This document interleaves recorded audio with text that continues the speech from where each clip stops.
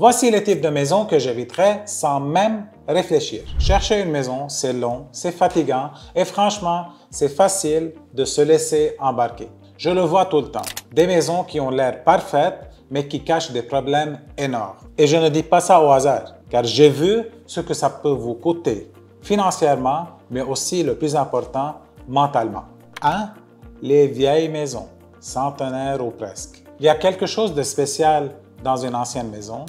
Le parquet usé, les portes lourdes, les détails qu'on ne voit pas dans les constructions modernes. Mais perso, je passe. Ce n'est pas une question de goût, c'est une question de logique. Quand une maison a traversé un siècle, elle a aussi accumulé 100 ans de bricolage, de réparation approximative, de systèmes dépassés. C'est pas que c'est mal construit, c'est que tout a une durée de vie. Une maison centenaire, c'est un peu comme une voiture de collection. Magnifique, mais il faut être prêt à entretenir. Sinon, tu te retrouves à tout refaire pièce par pièce. Deuxième catégorie, les maisons à rénovation superficielle. Elles sont très jolies, modernes, tout est neuf. Mais quand tu regardes de plus près, les finitions sont bancales. La peinture déborde, les prises sont mal alignées et là, tu sais, ils ont fait ça très vite. Ces maisons-là ont été achetées pour une seule raison, les revendre au plus vite. Et derrière les jolis carreaux, tu as souvent des murs humides, des tuyaux d'origine ou l'électricité rafistolée. Et là, les chiffres s'enchaînent vite. Un chauffe-eau qui se remplace à 1500, une salle de bain 12 à 20 000 $, une fuite d'eau cachée dans les murs plus que 10 000 $ dans un des cas. Si les détails visibles sont bâclés, imagine ce que tu ne vois pas. Je n'ai rien contre les flips, mais je me méfie. Troisième catégorie des maisons à éviter, ce sont les maisons à problème de localisation.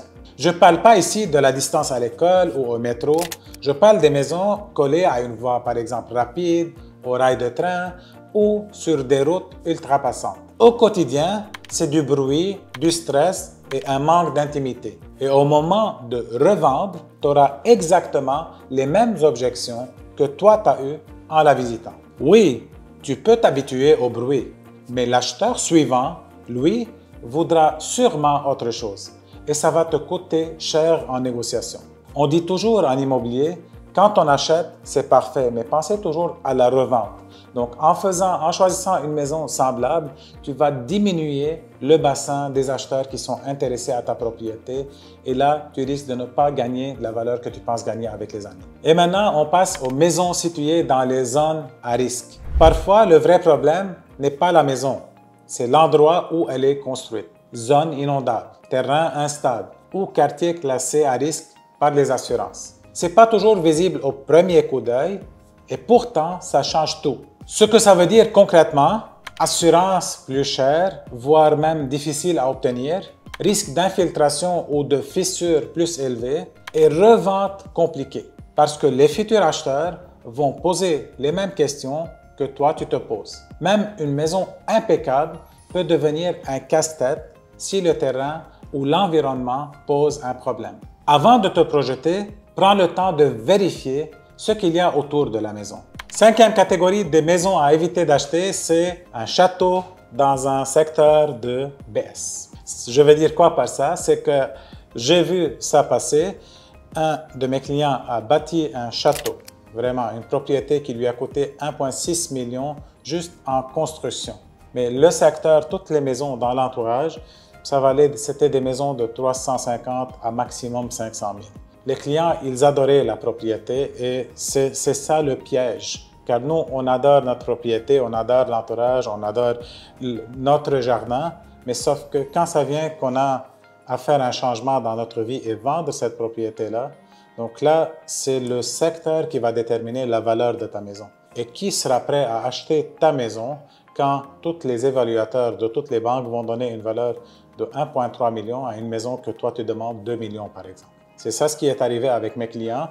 Donc, leur maison, leur coût de construction qui est 1,6, ils n'étaient même pas capables d'aller récupérer ce coût de maison juste à cause du secteur et de l'entourage. Une sixième catégorie des propriétés à éviter d'acheter, c'est un bonus, car j'ai dit 5 au début, c'est les condos indivises. Les condos indivises, ça c'est une opinion personnelle. Encore une fois, je vous dis que l'achat immobilier, pour moi, je regarde toujours la revente, car tu dois acheter pour revendre un jour. Tu vas revendre un jour, donc la valeur doit être là. Le problème des condos indivises, c'est que chaque personne qui va acheter un condo indivise doit payer 20% de mise de fonds. Versus les condos divises ou n'importe quelle propriété, on peut acheter avec 5% au moins de mise de fonds. Et la majorité des premiers acheteurs, on sait que tous, ils achètent avec moins que 20% de mise de fonds. Donc là, tu viens de minimiser le bassin des acheteurs. Et le deuxième plus grand problème, c'est qu'il existe seulement 2 banques au Québec qui financent ce genre de propriété.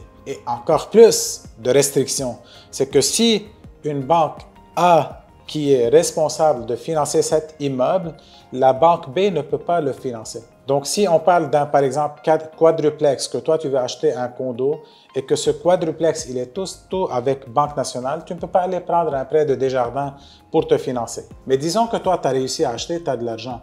Mais le problème, peux-tu imaginer le problème de tes acheteurs dans le futur? Quand toi, tu vas décider de vendre, combien tu es en train de restreindre les personnes qui peuvent acheter ta propriété? Avant de passer à la conclusion, je vous rappelle que moi, Antoine Fegali et mon équipe spécialisée dans les prêts hypothécaires, on peut financer toutes ces propriétés. On peut financer même les travaux, on peut financer si jamais tu as un problème de crédit, comme on a donné des exemples dans cette vidéo, et que la propriété, c'est seulement toi qui décides quelle propriété tu veux acheter. En conclusion, il n'y a pas de maison parfaite, mais il y a des erreurs qu'on peut éviter. Et si tu tombes dans l'un de ces cas, pose-toi les bonnes questions avant de t'embarquer. Abonne-toi pour d'autres conseils sur l'immobilier et sur la liberté financière.